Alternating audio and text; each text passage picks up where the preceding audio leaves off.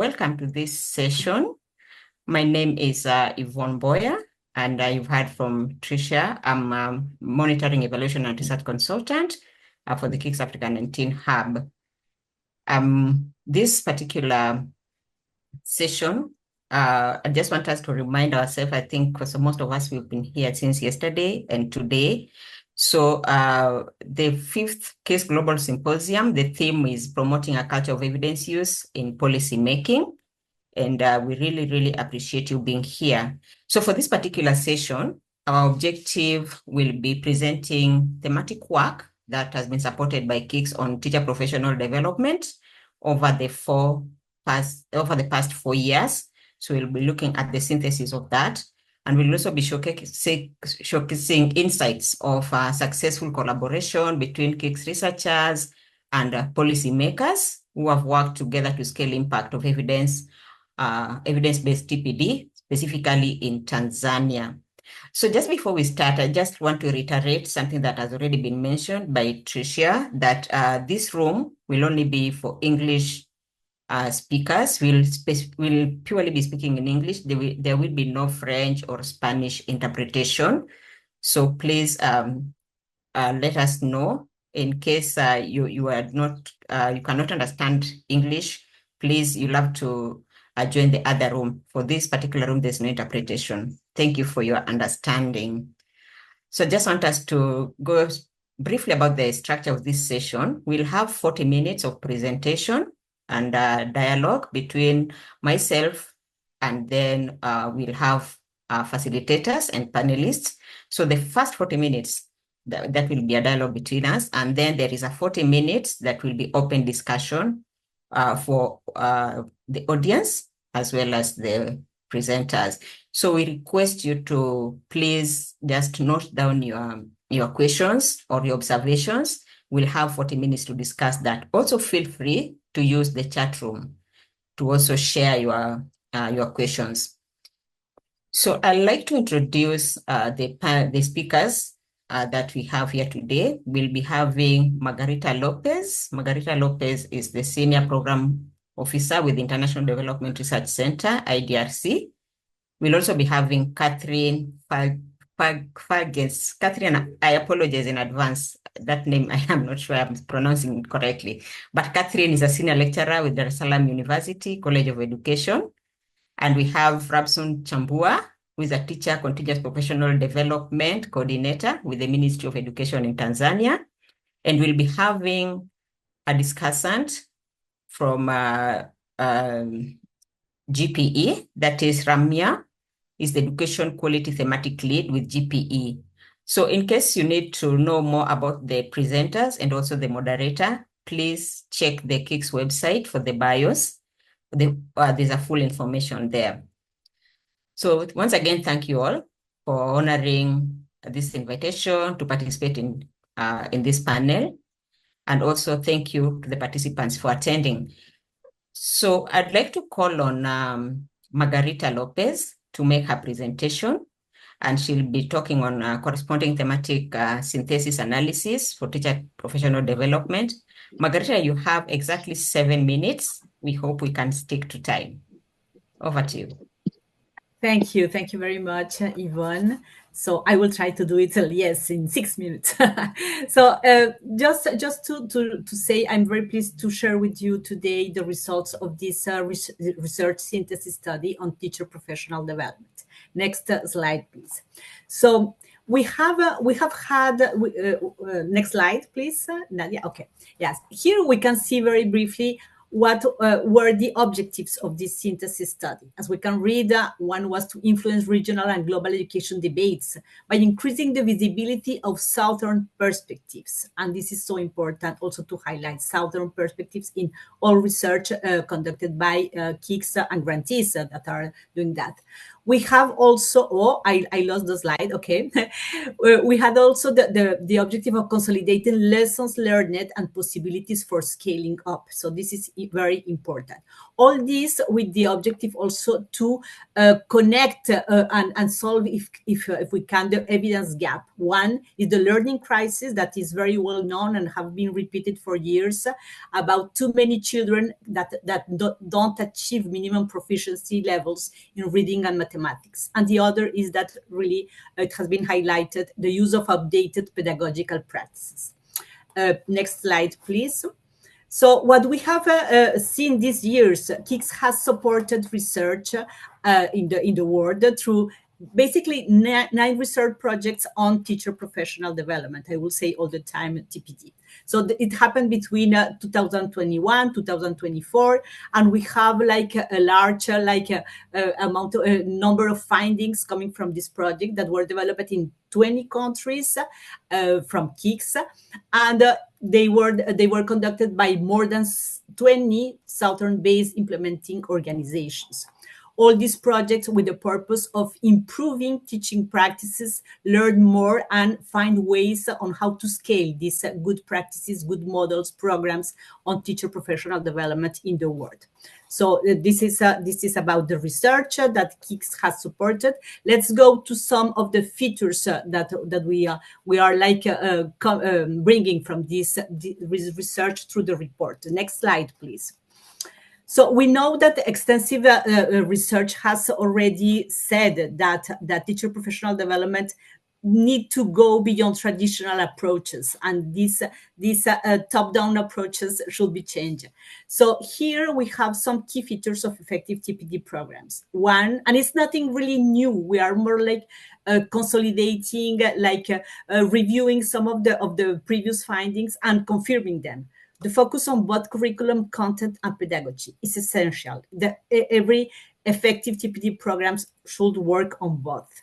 The use of active adult learning strategies. Yes, teachers are adult. We need to work on how adults learn and respect that process and use it like to promote how to observe classrooms, how to work on the previous experience of an adult teacher. So that's super important.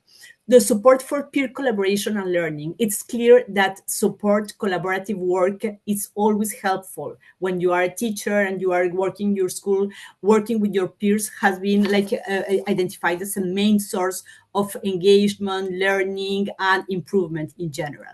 So the use of expert instructors and facilitators, this is so important to have always like mentors, coaching, people that are really school-based, that have experience working on strategies on how to work with teachers and with adults, and how to work on the dynamic, the classroom dynamic. This is also important to have these instructors supporting teachers on that.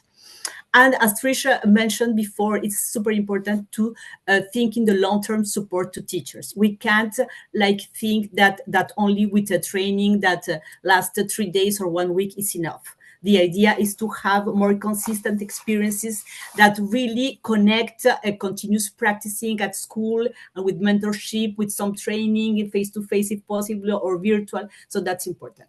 We have here like the strategic integration of technology, because our projects have highlighted also that. There is more and more coming on that. So next slide, please. So I will take here about scaling. Scaling impact has been a central question through all applied research projects supported by KIX.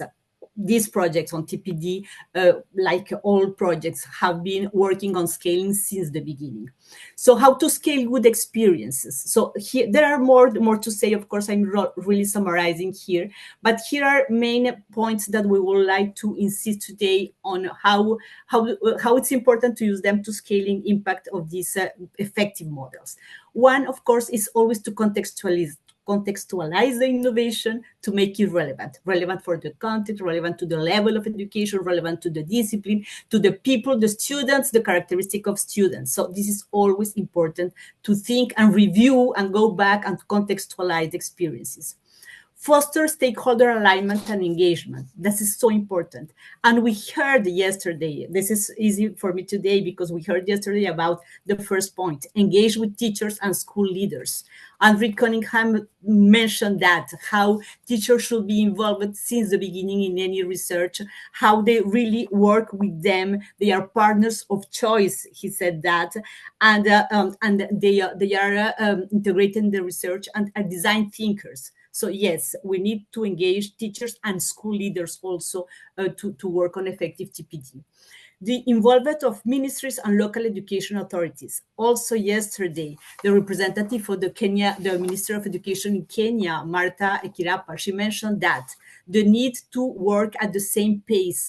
Researchers, stakeholders, government, people from the government, policymakers. So that's so important to involve all these people since the beginning. And it's the same for the other stakeholders, active participation from other stakeholders, NGOs, unions, all of them were mentioned yesterday, and that applied perfectly to the findings from these projects on TPD. We need to have these stakeholders alignment and engagement to really have effective and sustainable TPD programs. Finally, the use of relevant technologies, ensuring equity in access and recognizing teachers' needs and abilities. It's super, super important, and so many debates around that. So I won't say too much today because this is enormous, but of course it's important in terms of enlarge the possibility to reach more people, more teachers when you are doing teacher professional development. So that's good, but at the same time, it's very difficult to take really into consideration that you need to think on equity, how to reach people in rural areas, difficult low settings, difficult marginal situations. So that's also important to balance that, to have, yes, use of technology in a very strategic way. So next slide, please. I will say that the report also highlights future research opportunities. It's not the end, of course. And now we're trying also to start to continue with that, with new projects supported by KIX. So some areas of future research opportunities, how to best tailor TPD and training for school leaders. That's important. How to balance the cost and benefits of technology use in TPD. This is connected with I just mentioned about the use of technology. How to maximize the effectiveness of TPD in promoting learning outcomes. Always checking what is happening with kids, with the results outcomes, what we need to support in terms of how teachers can really improve these learning outcomes. And how to connect with a larger, deepen teacher engagement in TPD programs and opportunities. Next slide, please.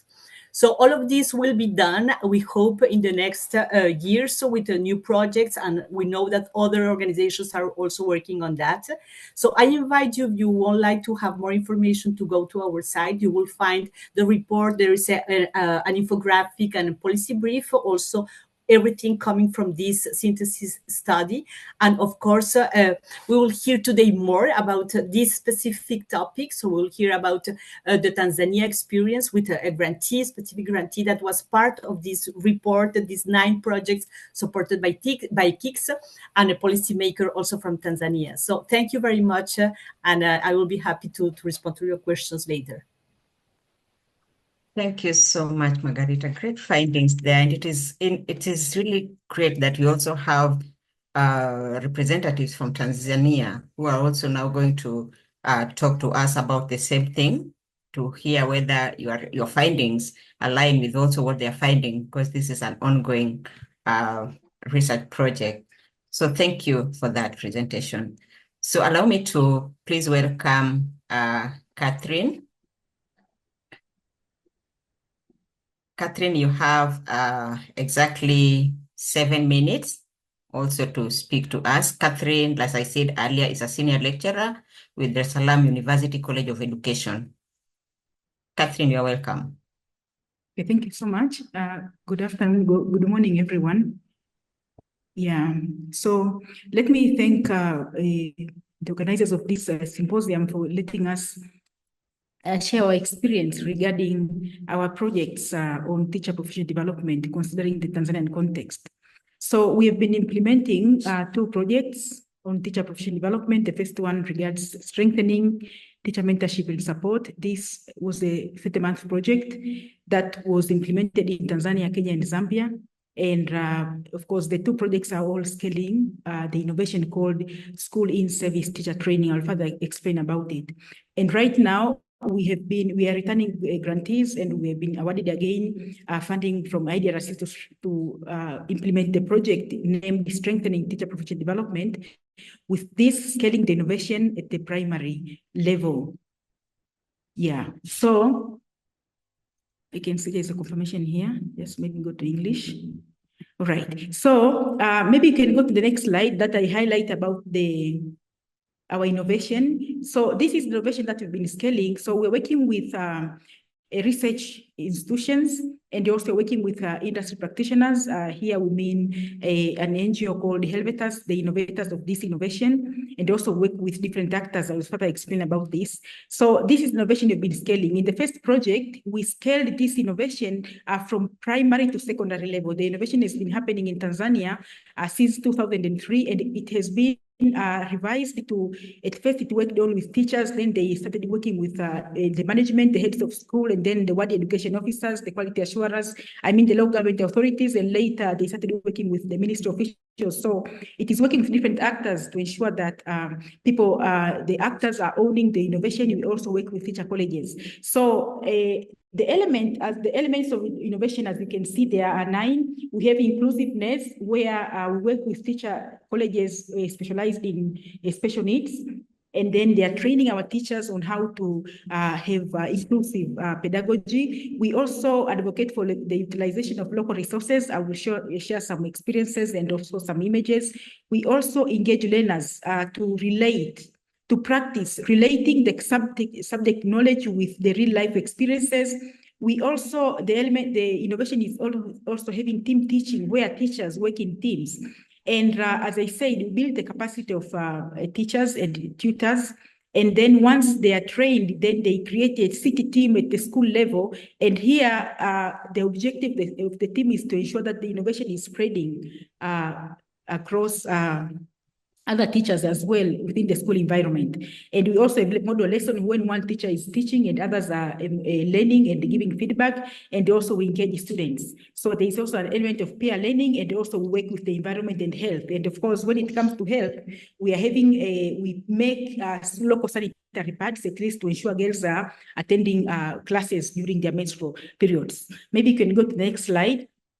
So when we talk about research, we collaborate in carrying out research along the IDRC objectives of knowledge generation, of capacity building, and also of advocacy. So normally when it comes to research, we work with all stakeholders, as mentioned, and we establish the state of art regarding the policies on teacher professional development, whether the mentorship programs, who are the actors and their roles.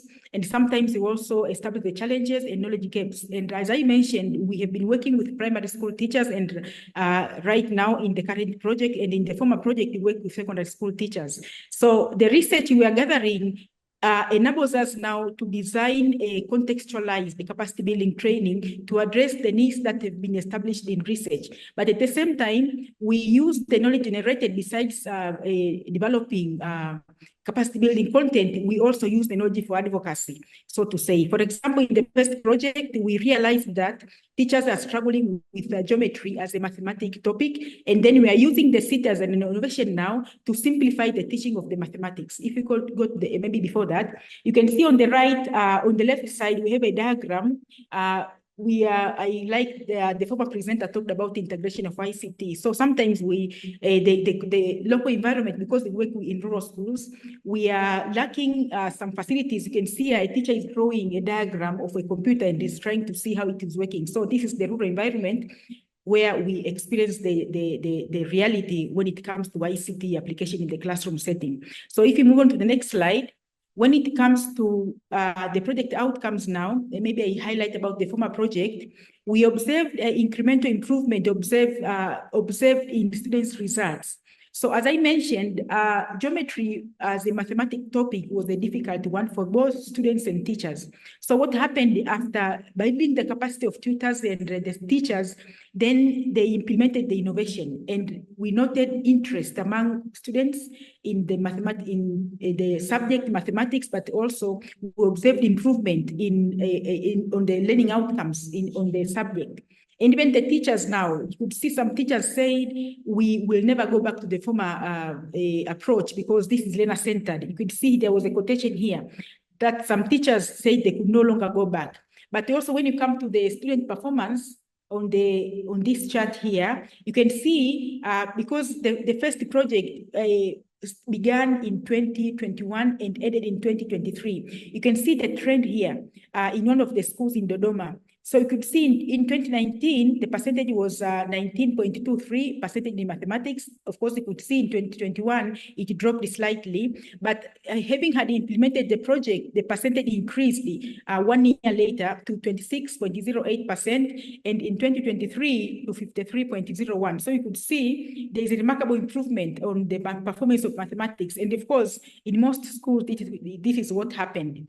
And if you go to the other slide, then we could see when it comes to research uptake, the city innovation is uptaken because it addresses the challenges that teachers are encountering.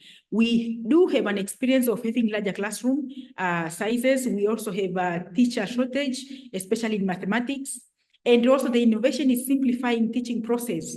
Yeah, we are also having the gender aspect. As I said, we have a health component where we're making local sanitary pad. You could even see on the right image, we're having teachers learning how to make sodo, and also these are used by students. If you see the other image as well, we said we're making use of the environment. You can see learners, our students now are finding local recyclable bottles that have been used already, and then they're using it to create mathematical gardens in the school environment.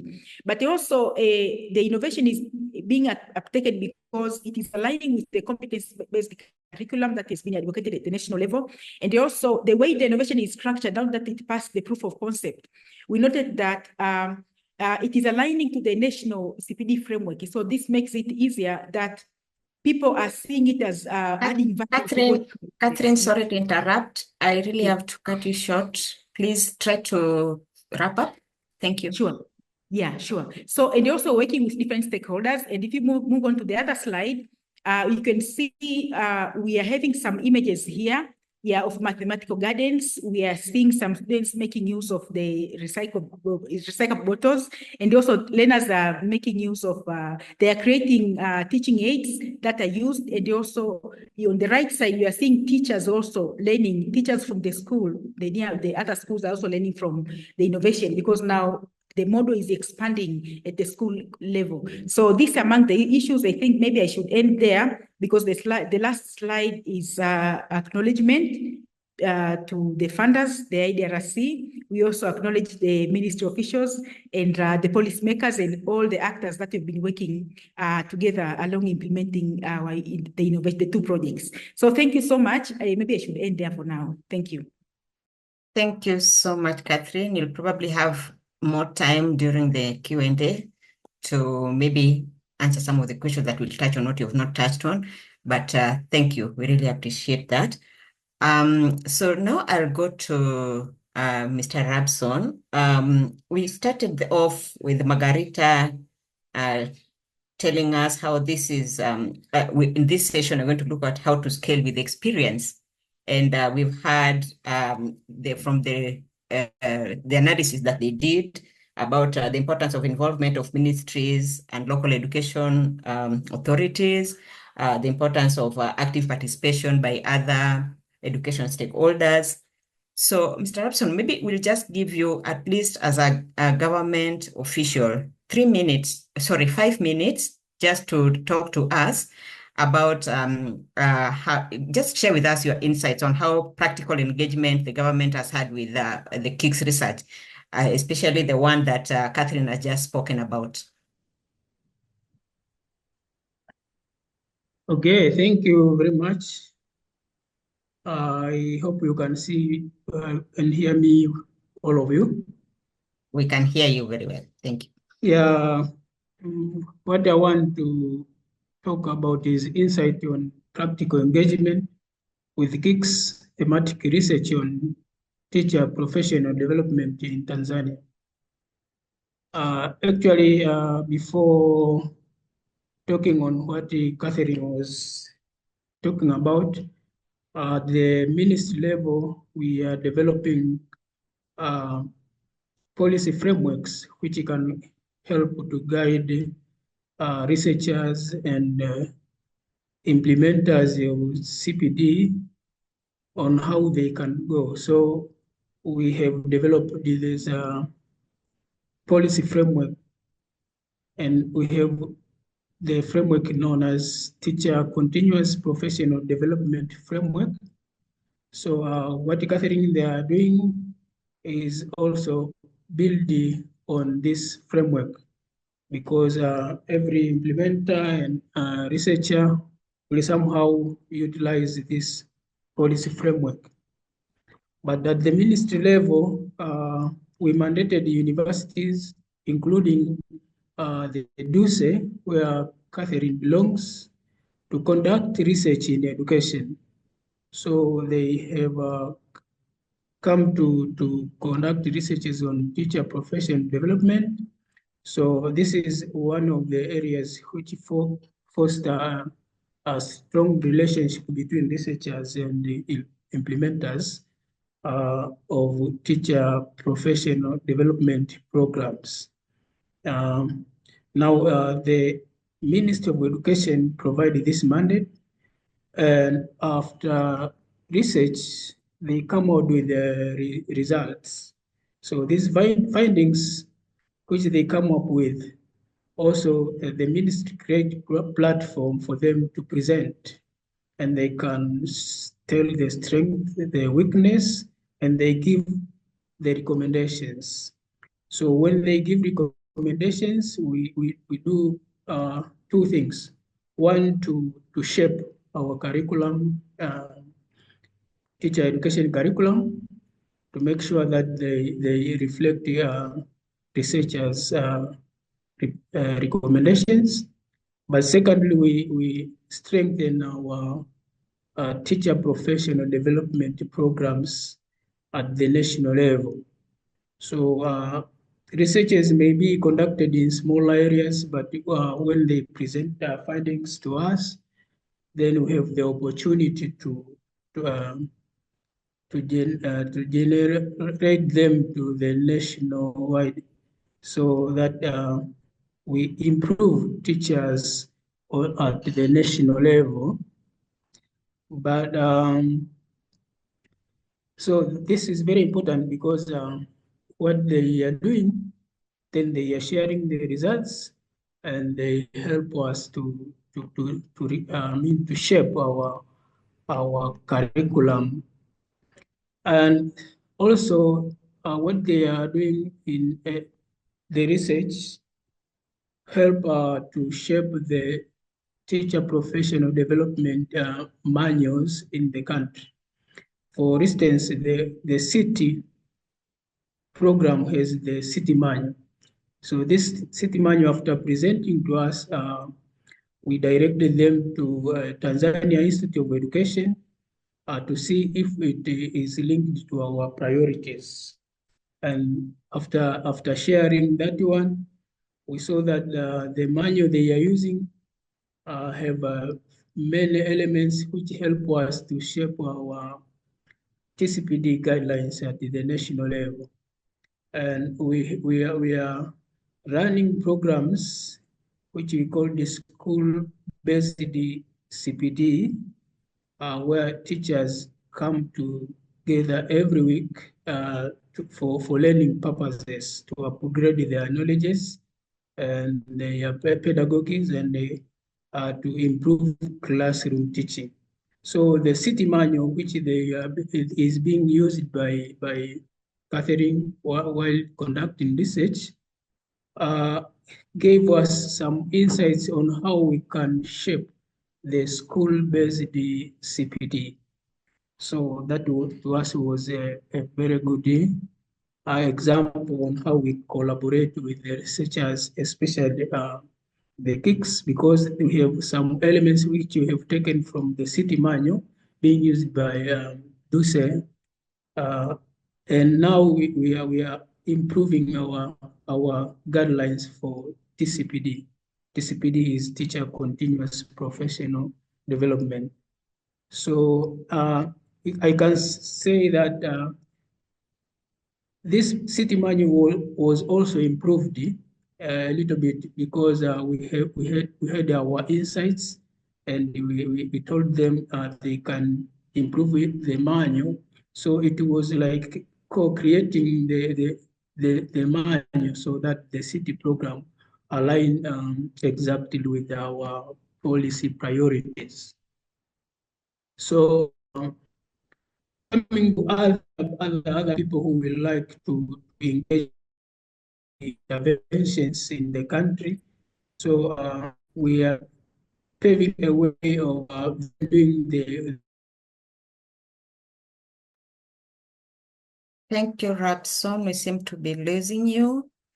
Thank you so much. It's so good to hear how you've been coordinating with DUCE, and I believe it's also with other partners.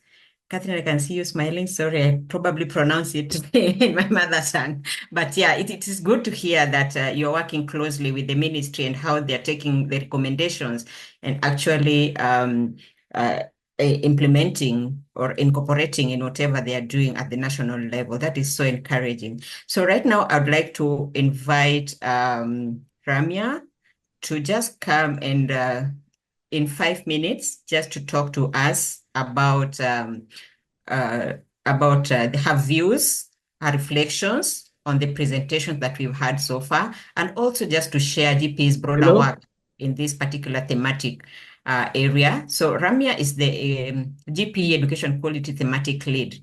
Ramya, please feel welcome, and I'll give you 5 minutes exactly. Thank you. Wonderful. Thank you so much, Yvonne. Good morning and good afternoon to all the participants. It's really great to be here, and especially to have learned about the experience of Tanzania specifically, and really excellent to hear about how this excellent research has been informing policy and practice of the government. So KIX, of course, is a collaboration between the IDRC and GPE. And as GPE's lead for quality of education, including issues of teachers and teaching, it's a pleasure to share a little bit about what GPE is doing overall in relation to issues of teacher professional development.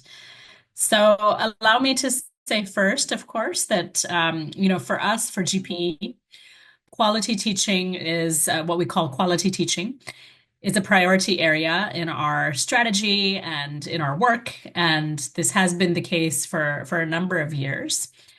Of course, what we mean when we say quality teaching, it might be up for debate, but for GPE, we see this as being really a comprehensive construct for everything from issues of teacher qualification, training, and preparation, as well as continuous professional development. So, really the issues that we've been talking about here today.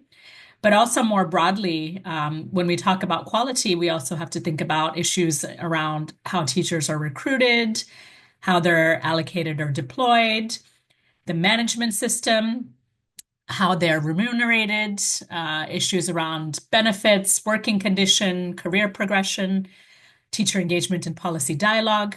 And how really teachers are equipped to be agents of change, particularly in the face of, all of the challenges that we face in today's world. So for us, our notion of quality teaching is really a holistic one. But in relation to teacher professional development, we know, of course, that there are huge gaps in teacher preparedness, and major variations between countries in terms of access to qualified teachers. And we know that even when minimum qualifications are met, there are many teachers who are still not prepared with enough pedagogical knowledge or content knowledge for the classroom. And so we really and truly need more data, more evidence, more research on qualified teachers, on pathways to qualification, on how we support teachers to be able to do their jobs effectively. And so I think really the research from KIX, and it was really great to hear from Margarita, the synthesis of all of these 9 projects, but to be able to dive into the case of Tanzania. This data, this research is really, really crucial, I think, to filling that gap and to helping us to better understand the differences as well as the opportunities. So for GPE, we in the last fiscal year, we've invested over $491 million US in quality teachers and teaching in our partner countries. And this is across 89% of the GPE grants that were active in the last fiscal year. So these grants supported really, a mix of activities. And as per GPE's model, it's really, sort of up to the country in terms of the specific scope of the support. But those have included interventions around pre-service as well as in-service training, teacher coaching and mentoring, which we heard a lot about, teacher management, supporting the development of tools such as teacher guides and other pedagogical resources. So, it varies from country to country, but really kind of a wide suite of different interventions. To give a couple of examples, in Kenya, for example, which has been a GPE partner country for almost 20 years, we've had a long history of support. And amongst other things, we have been supporting the development of a new tool to assess teacher performance and competency, as well as the training of over 100,000 primary school teachers in mathematics instruction specifically to improve children's mathematics skills in the early grades. In Cambodia, we had a large program called the STEP CAM, which wrapped up just a few years ago, that included support to continuous professional development, in-service training, mentoring for early grade teachers, as well as renovating provincial teacher training centers and upgrading the qualifications of the trainers in these centers. And of course, there's so many other examples as well, but the time is limited. So just wanted to highlight those 2. Also, it's worth noting that under the current GPE model, the way that we work with countries around supporting system transformation, we have specifically been supporting our country partners to identify priority reform areas where they wish to really hone in and put their efforts and to concentrate GPE funding in relation to those priority areas. And so countries codify these in what we call partnership compacts. And it's very notable, I think, that close to 90% of the partnership compacts that have been developed by our partner countries are really prioritizing and emphasizing strategies aimed at enhancing teaching and learning practices specifically. So this is, I think, quite exciting for us to know that our priority around quality teaching very much resonates around what countries themselves are prioritizing. And much of the work that they are then seeking support for funding from GPE as well as other partners, much of it, in fact, does have to do with teacher professional development, because, of course, that's so key. So I know that the time is limited, but turning maybe kind of to the future, I would say that one area that we're particularly interested in, and to me, it resonates in particular with the interventions that we've heard from Tanzania. It's around the issue of teacher voice and policy dialogue. Because here, I think we've heard a really good example of how, this research initiative, how there's been alignment and touch points with the agenda of the ministry. And we heard from Mr. Rabson that the work that has been done has been informing the practice and the thinking around TPD nationally. And so I think it underscores to me just how crucial it is to have those links certainly between researchers and policymakers, but also to ensure that teachers themselves, that their voices are reflected in policy dialogue. Because of course, they're the ones who are on the front lines and have that understanding of local needs and realities. So it's very exciting that under the scope of our new strategy, the GPE 2030 strategy that will be approved by our board. Ramya, I hate to cut you short. Please, I'm giving you just 1 minute to wrap up. Thank you. Okay, thank you. No problem, Yvonne. I just need 30 seconds. It's just to say that we have a new opportunity to tackle the issue of teacher voice specifically, as we're going to be exploring ways that we can strengthen the participation and capacity of teachers in shaping and delivering countries' priority reforms. So I think this to me really resonates with what we've been discussing here, because it's about making those linkages, I think, between researchers, between policymakers, but having teachers be front and center in that equation. So I'm very excited to see how this will go. And of course, it's notable, I think, also that we have a new suite of projects that are being supported now by KIX. 8, I believe, projects that have just launched, focusing on professional development as well as teacher well-being. So we look forward to continuing this dialogue and to hopefully meeting again soon in order to learn more about how we're all doing collectively. So again, thank you so much for the invitation, and I'll hand it back to you, Yvonne. Thank you so much, Ramya. I just love the passion. You have passion in what you do, and that is what we need across the globe. Thank you so much. So I'm gonna have to ask just one question for Katherine and one question for Rabson. Katherine, you'll please just take a maximum of 3 minutes to respond because we're short of time. We also need to open the floor to participants also to ask their questions that I know they have. I'm already seeing some in the chat. So, Katherine, so we're asking, because you already talked about your project and the fact that it is already scaling. So what types of interfacing and coordination are effective when you're scaling? And how do interactions between evidence producers and users shape both evidence and policy?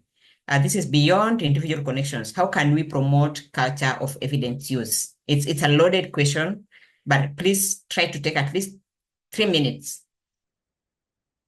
Katherine, over to you. Thank you. So when it comes to the culture of evidence use, as communicated, we work with different stakeholders, and we work with the teachers at the classroom level. We work with the local government authorities at the middle level. I mean, the ward education officers, the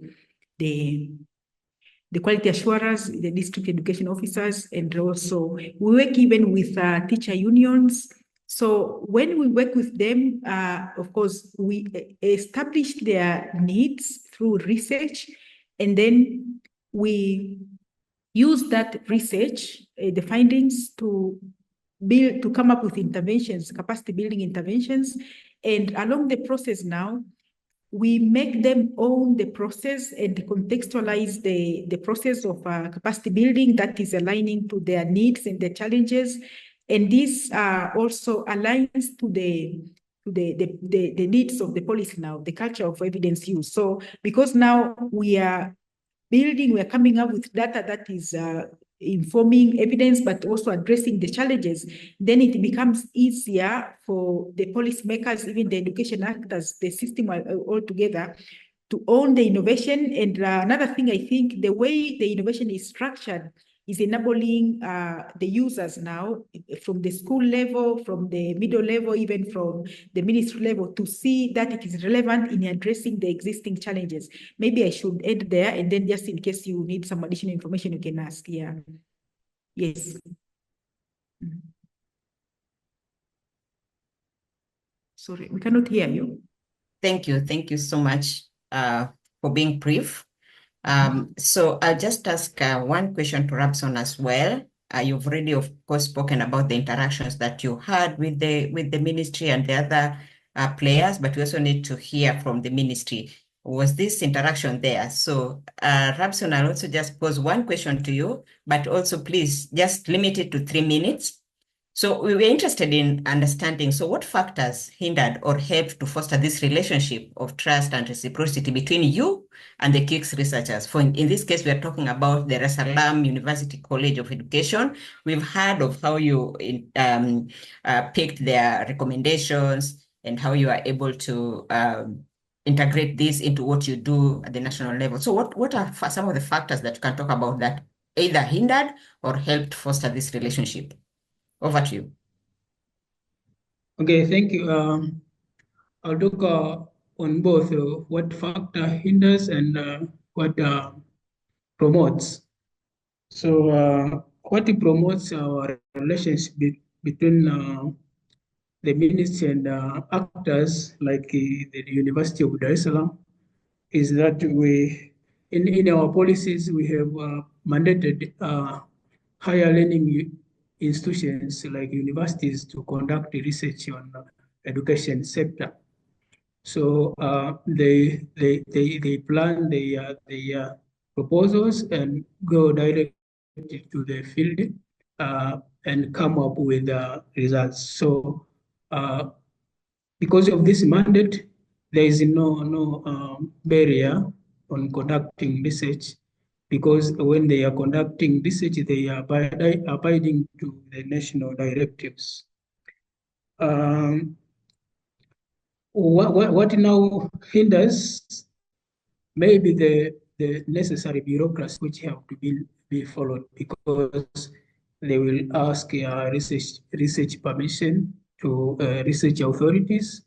They will delay in the process, but also sometimes the government priorities might not match exactly to what they are doing.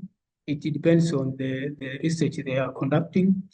But if they have some objectives which are not directly linked to our priorities, then we have to discuss on how they can go about.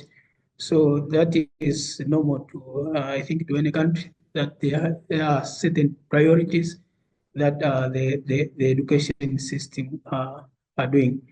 But to minimize this kind of bureaucracy, we have what we call Education Sector Development Committee, which is a composition of all education stakeholders, including training institutions, NGOs, and so they are moderating how the government and the researchers can go about in the education system. So I think we have many factors promoting the interventions than which prevents the intervention. Over to you, thank you. Thank you so much, Mr. Rabson. And it's really interesting to hear about the coordination in Tanzania. I think many countries will learn from what you are sharing. So we want to end that session. Unfortunately, we only now have 25 minutes for the Q&A. So we'll try to be as brief as possible when we are asking questions and also when we are responding to the questions. So first of all, allow me to pick some questions from the chat room. But please, if you have a burning question, please also just raise your hand. We will give you an opportunity to ask. So from the chat room, there's a question here about, this is from Haman. Sorry, eyesight issues. So in reality, what should be the essential approach? Teaching with quality or rather professional accompaniment in the learning of all students and teachers? In reality, what should be the essential approach? Teaching with quality or rather professional accompaniment? I don't know what that means. Professional accompaniment in the learning of all students and teachers. maybe just pick that. We will see how to answer that. And also another question is, how do you deal with attrition in your teacher professional development programs? I think this should go to both Katherine and Rabson. And so another question, have you found differences in behavior or practice changes of teachers that have been teaching for a long time versus new teachers? Has there been a difference in how quickly their behavior or teaching practice changes? I think this should go to all three, including Margarita. And then, so those are three questions that I've asked. The last one, what are the most effective strategies of scaling innovations based on classroom pedagogies? How best do we align them to government priorities? So those are four questions actually. I don't know who would want to go first. Margarita, Katherine, or Rabson, or Ramya?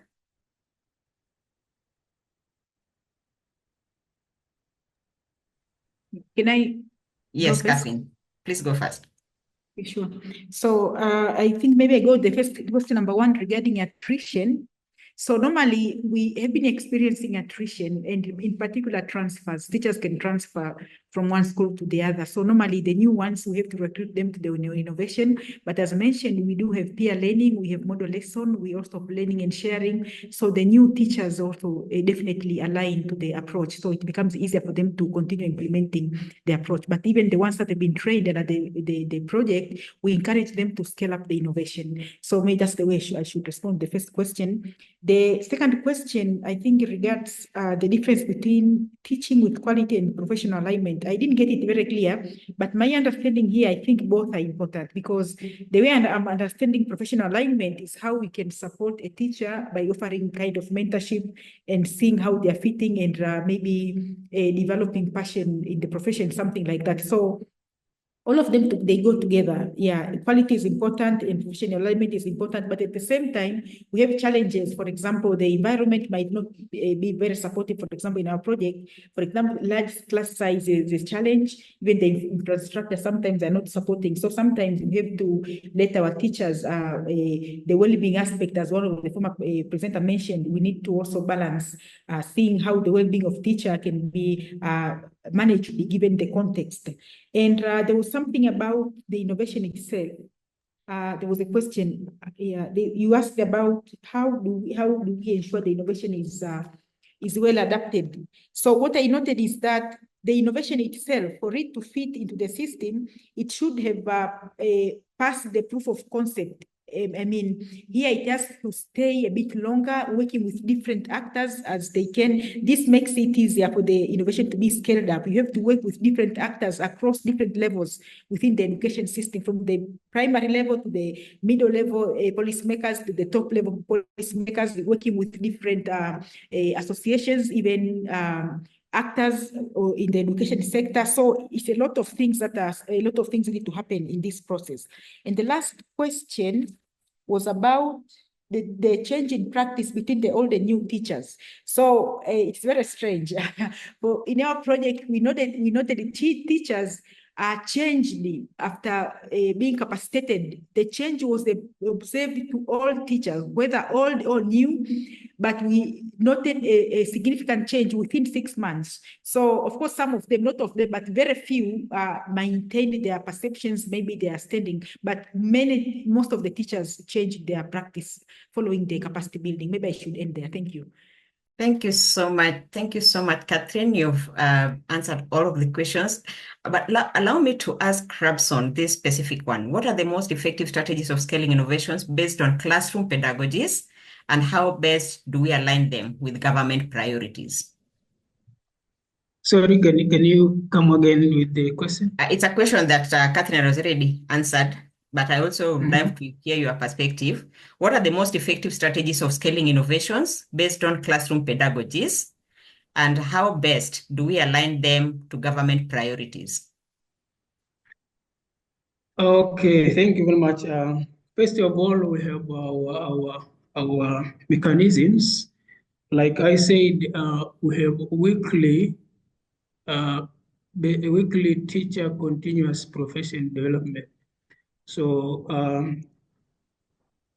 the teachers which have gone maybe national CPDs, they come to school and share what they have learned with the all teachers together in what we call the community of learning. Each school has its community of learning where teachers come together and they learn together. So it is a policy directive that teachers should come together because it is a platform where new teachers and old teachers meet and share experience. So you can see new teachers can learn from experienced teachers, and the experienced teachers also could learn from new teachers. So the shortfalls which are encountered there in the system were a mechanism of taking them and having them as challenges and sending back to them to researchers to help find the way out we can resolve. So that every time we are seeing the feedback from teachers and we're working on their feedback to improve the professionalism of our teachers. I think that is, if I got you well, is what I can say for now. Thank you so much, Rabson. So we have questions also coming. I'm seeing people have raised their hands. We have, is it Jean? Jean Charles. Please go ahead and unmute and ask your question. Okay, thank you very much. Yeah, thank you very much. I have two questions, one for Katherine and the other one for Ramya. About the question for Katherine, thank you very much for for what you share with us. I think it's very interesting. But I'm asking about the teacher professional development. Do you think it is possible to develop the professional capacity and the large class? I mean a large class like a plethoric class. There are some classroom where we have 50, 40, 70 kids. Is it possible to develop capacity with all those students? For Ramya, we know that we have problem about initial teacher training. Do you think it is the same thing when you talk about quality teaching for a teacher who never had the possibility to go to a school, for other teachers who have another level? Don't you think we have to talk about typology of teachers and to modulate the quality of teaching depending the situation? What do you think about that? Thank you very much. Thank you so much. So Katherine and Rabson, you'll take note of that. Let's hear from Sang, Doma Sang. Please ask your question. Oh, the hand went down. Doma Sang, do you still have a question? Hi, everyone. Hi. Yes. Thank you. So, thanks for giving me a platform to raise a question. So my questions goes to Miss Margarita. As like I saw in the presentations, like there is also the work done in the side of Nepal. So I also wanted to know if like there is a brief descriptions about Nepal's like in terms of data and then what data source and etc. And I do have a questions for Ramya, Vivekanandan. It is about like to know the policies, like what it will look like if there is a policy of hiring and firing in terms of teachers, because as she shares, like there are lots of obstacles in terms of like teachers training, and then it also connected with the allowance. It also connected with the facilities that the government provide to the like teachers. So I just wanted to know, like, is there any kind of like studies that you guys are having, and then is there any kind of like policies that is followed in different countries in terms of like public educations, that is like once you hire the teachers and then you also have the potentials of firing teachers if like the performance is not done accordingly. And also in terms of budget, like whatever budget you are like expending in the teachers training, is it like is there a possibility of like scaling up, because like when there isn't a budget, then maybe like whatever programs we are doing and then whatever outcomes we are like having might not achieve in a very cost effective manners. So what is the overall like insights of the programs that you guys are doing in your countries or like throughout this research? Thank you. Thank you so much. So, Margarita, I will ask you to go first, and then we'll be followed by Rabson and then Katherine. Thank you, Yvonne. Thank you, Sang, for the question. And just briefly saying, yes, Nepal has been part of the countries covered by the research grants during the past years. So we have grantees that work there. We have experience from Nepal. Yes, the specific project, the multimodal approach to teacher professional development in low resource settings, so has been conducted them. And of course, you can find more information regarding the project in the report in general, and we have in our KIX site all the products that were produced by the project, because of course it was impossible to present that today. But just to say, yes, it has been a very active country in our research, in our portfolio of research in general, KIX portfolio. So, and maybe just to say, and connecting with previous questions, yes, when we are talking also, I would like to insist in terms of motivation and how to avoid some burden to teachers when we are talking about having their voices, etc. And it's connected with another question in the chat. It's important to open the door, and we know that teachers through the research, they were very happy participating in the research and bringing their perspectives and proposing things and co-creating tools. So it's important to open the door. Of course, that will demand sometimes some effort, but I think that in general it's well received, and it's a kind of motivation also to pursue, to propose new things and to be involved in changes. So I will say that it's important, and it's also connected with the first question about attrition. Yes, could be you have that, but to have another kind of response, another kind of research exploration is also very valuable. Thank you, Yvonne. I want to go further. Thank you so much, Margarita. So, Rabson, I'm giving you exactly 3 minutes, please. Okay, I'll respond to one of the questions, asking if it is possible to professional capacity build it to teachers if there are large classes. So it is possible because we know we have this challenge. Then in our colleges we train student teachers how to handle normal classrooms and these large classes. So it is an issue of pedagogy. So there are approaches to handle large classrooms and the approaches for normal classes. But also this is facilitated by some of teaching and learning materials that the government provided to teachers, including to every teacher is given a tablet, and the tablet have policy guidelines and the manuals and the modules where teachers can learn how to handle different kind of class and other challenges. So for the case of time, let me end there and provide room maybe to Katherine or others. Thank you. Thank you so much, Katherine. Okay, thank you. Maybe on the very question of large class size.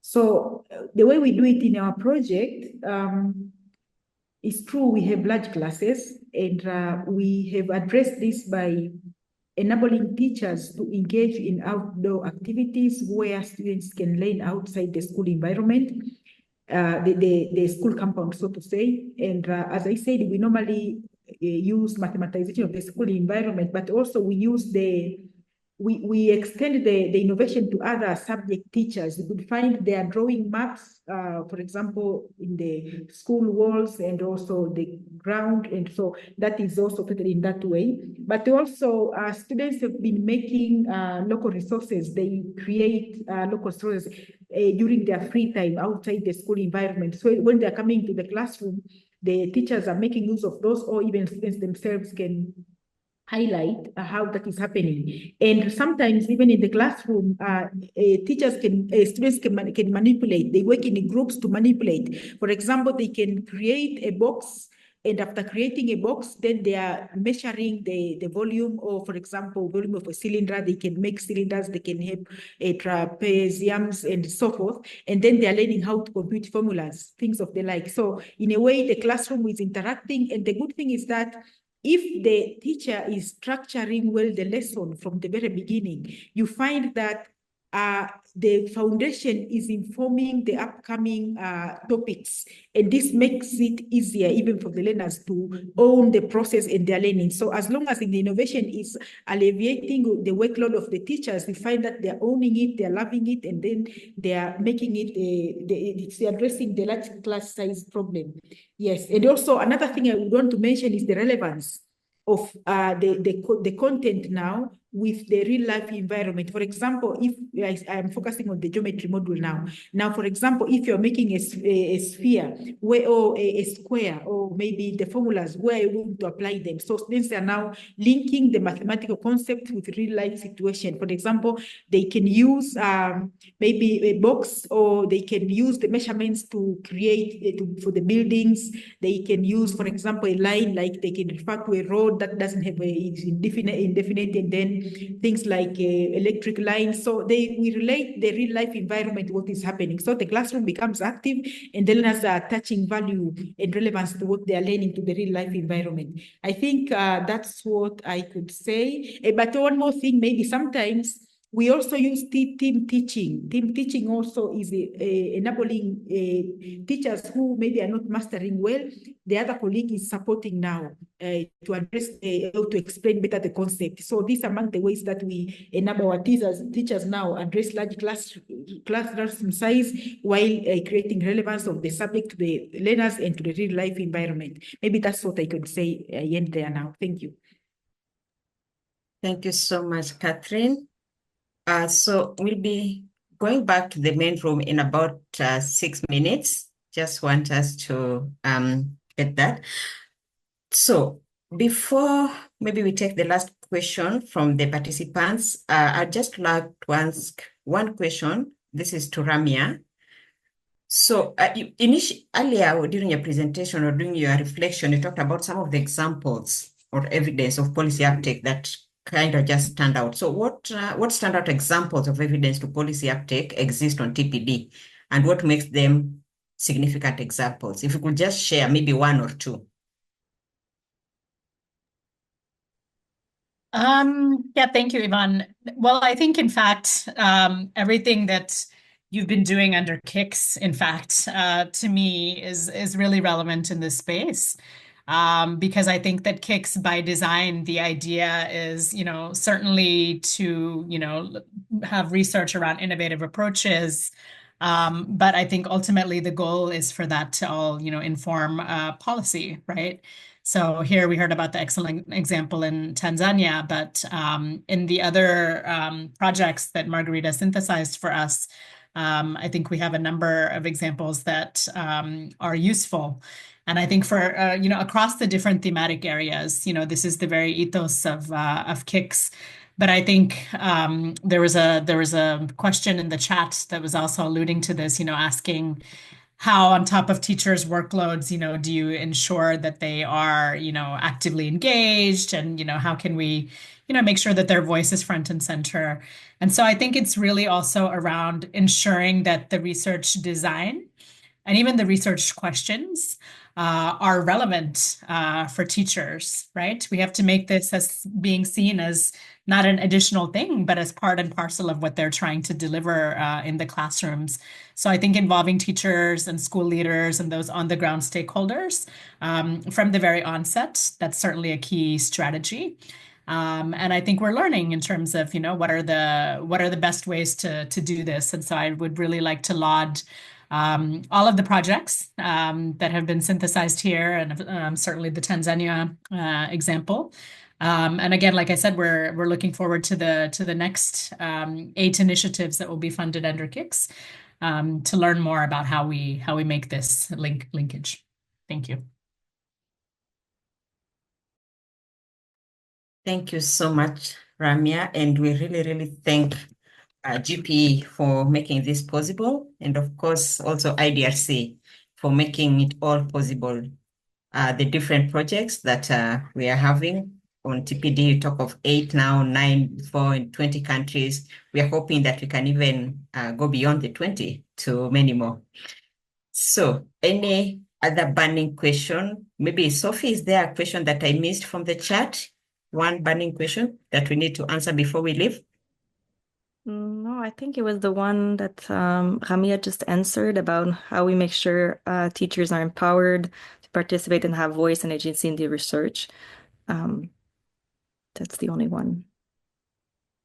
Okay, thank you. So then I will ask Margarita, please just give us your final comments. Perfect. Thank you, Yvonne. It has been fantastic to hear from all of the speakers, and of course, questions are always important, and they make us continue to think on that. So just to share, yes, the new cohort of projects that GP KIX is supporting in this new phase will touch on some of the subjects that were mentioned here in the questions. For example, initial education for teachers.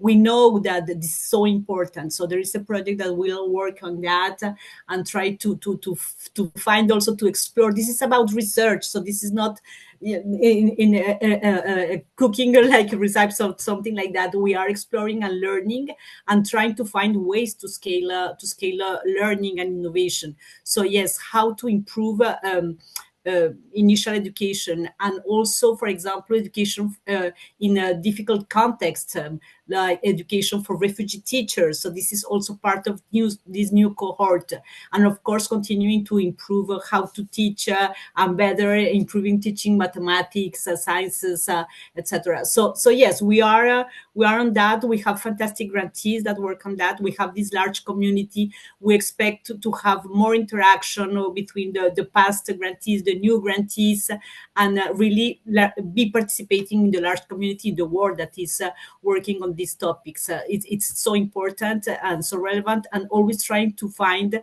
what are needs. So that's important to maintain this alignment of different stakeholders, is because we need to be sure about priorities. What are priorities that are probably different from one country to countries to the other country, and to respond to these priorities to be really relevant for that. So it's just what I have to say now, and thank you very much.